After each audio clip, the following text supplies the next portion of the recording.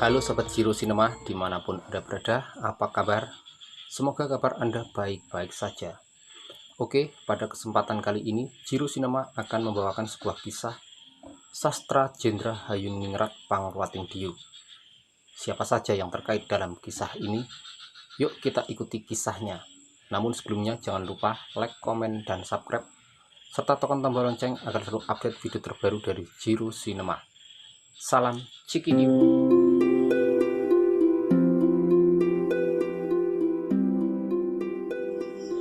Prabu Danapati di Lokapala menjadi resah gelisah tidak menentu. Selalu dibayang-bayangi wajah Dewi Sukesi dari Alengkadirja. Ternyata ia jatuh cinta dan kasmaran pada putri cantik dari Alengkadirja tersebut. Hari-hari dilalui dengan bermuram durja di rundung nestapa. Makan tidak enak, tidur pun tidak nyenyak. Wajah sang dewi selalu menghantui angan dan pikirannya. Hingga suatu waktu, ketika Resi Wisrawa, ayah kandung sang Prabu, memahami kegelisahan yang dirasakan putranya, ia datang untuk menghibur dengan menanyakan permasalahan yang sedang dihadapi. Prabu Danapati dengan terang-terangan mengutarakan keinginannya bahwa ia ingin menikahi Dewi Sukesi dari Alengkadirja. Resi Wisrawa menyatakan kesanggupan melamarkannya. Resi yang sudah kawentar di seluruh dunia itu merasa yakin lamarannya pasti akan diterima, mengingat antara dirinya dengan Prabu Sumali sudah berteman sejak lama.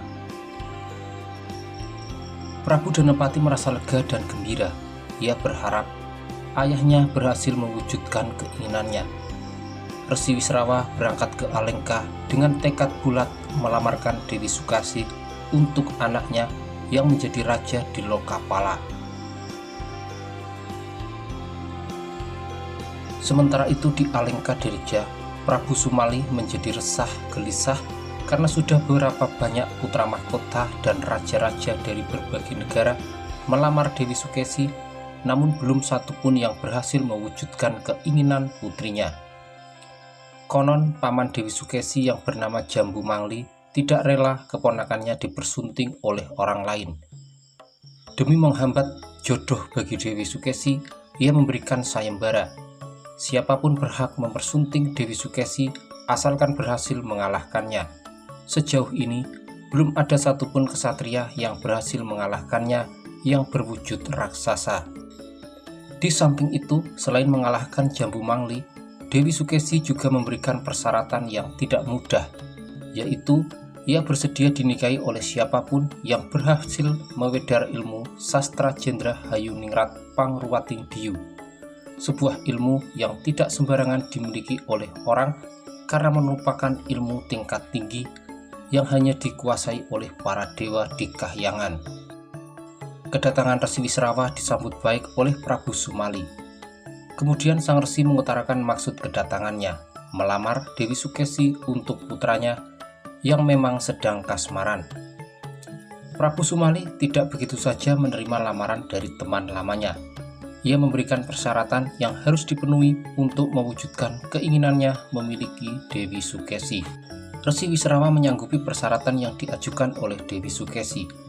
Ia bersedia bertarung dengan Jambu Mangli dan bersedia mewedar Sastra Jendra Hayuningrat.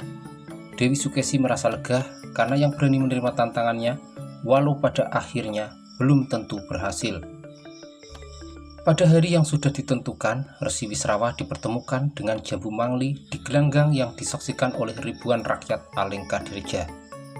Resi Wisrawa yang memiliki kesaktian linuwih tanpa ragu-ragu menghadapi sepak terjang Jambu Mangli. Pertarungan terjadi dengan seru karena keduanya sama-sama menginginkan kemenangan. Setelah beradu kesaktian sekian lamanya, akhirnya sang resi berhasil melumpuhkan kekuatan Jambu Mangli. Sang resi berhasil membunuh Jambu Mangli dengan tubuh terpotong-potong terkena senjata sakti miliknya. Sebelum meninggal, Jambu Mangli sempat mengutuk sang resi bahwa suatu saat nanti keturunannya akan menemui ajal seperti dirinya. Kemudian dengan kematian Jambu Mangli, Sang Resi dinyatakan berhasil mengalahkan kesatria sakti dari Alengka Direja tersebut. Setelah berhasil menyelesaikan tantangan tahap pertama, Resi Wisrawa melanjutkan tantangan berikutnya, yaitu mewedar ilmu sastra Jendra Hayuningrat.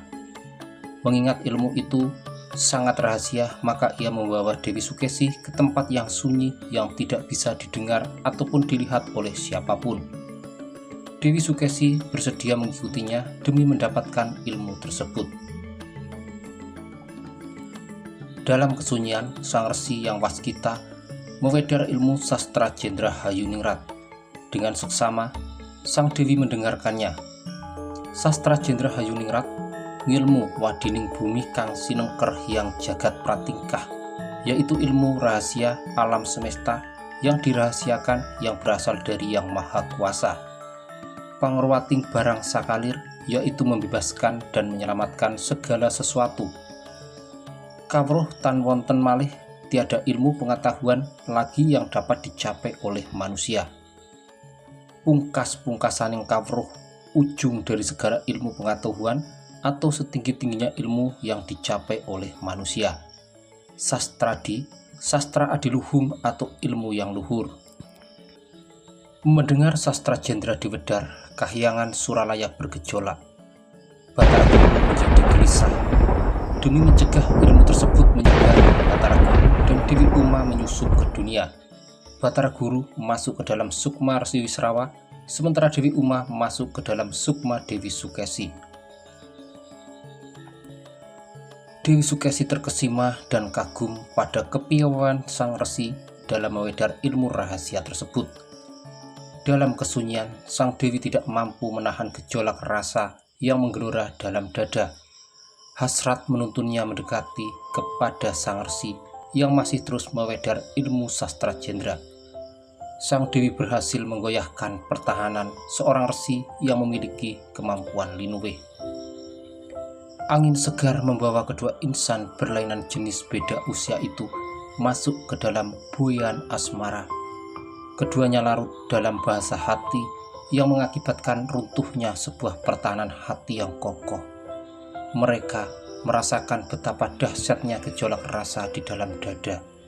Bersenandung cinta yang sebenar-benarnya cinta, larut dan hanyut dalam bisikan penuh makna cinta, terbuai dalam alunan syahdu yang menuntun dalam kepuasan kalbu. Pada akhirnya mereka terhentak kaget ketika menyadari apa yang sudah mereka lakukan. Sang resi hanya bisa pasrah pada kenyataan yang sudah terjadi. Akibat dari kenyataan yang diterima, Dewi Sukesi hanya bersedia dinikahi oleh Resi Wisrawa karena sejatinya sang resilah yang berhasil mewedar ilmu sastra Jendra. Sang resi tidak bisa menolak karena di antara mereka berdua sudah tidak suci lagi, sudah sama-sama ternoda. Kemudian Prabu Sumali menikahkan Dewi Sukesi dengan Resi Wisrawa. Prabu Danapati menjadi murka mendengar kabar pernikahan ayahnya. Ia merasa dikhianati oleh ayahnya sendiri yang berjanji melamarkan Dewi Sukesi untuk dirinya. Ia datang ke Alengka menuntut keadilan kepada ayahnya. Sesampainya di Alengka, ia langsung menggugat ayahnya, namun Dewi Sukesi memberikan pengertian dan meminta maaf atas kesalahan yang sudah dilakukan oleh sang resi. Sang Prabu yang sudah terlanjur murka bersumpah bahwa suatu saat nanti ia akan berperang dengan salah satu anak yang dilahirkan oleh Dewi Sukesi hasil perkawinannya dengan Resi Wisrawa. Akhir dari kisah ini, Dewi Sukesi melahirkan 4 putra hasil perkawinannya dengan Resi Wisrawa. 3 diantaranya berwujud raksasa dan 1 yang berwajah tampan berwujud manusia biasa. Mereka adalah Rahwana, Kumbakarna, Sarpakenaka, dan Gunawan Wibisana. Ketika sudah sampai pada masanya, Prabu Danapati bertemu dengan Rahwana di medan laga. Pertempuran itu terjadi berawal dari Rahwana yang merasa tersinggung dan sakit hati karena ditegur dan dinasihati oleh Prabu Danapati agar tidak terlalu brutal dan arogan. Dalam peperangan itu, Prabu Danapati merelakan kepalanya dipenggal oleh adik kandungnya sendiri. Sukma Prabu Danapati diangkat ke kahyangan oleh para bidadari, dinobatkan menjadi dewa di kahyangan, yang kemudian terkenal dengan nama Batara Kuwera. Oh ya, rupanya kisahnya sudah habis. Oke, sahabat Jiro Cinema semuanya, itulah tadi kisah Sasradendra Hayuningrat. Tunggu kisah-kisah menarik berikutnya. Salam Cekitiu.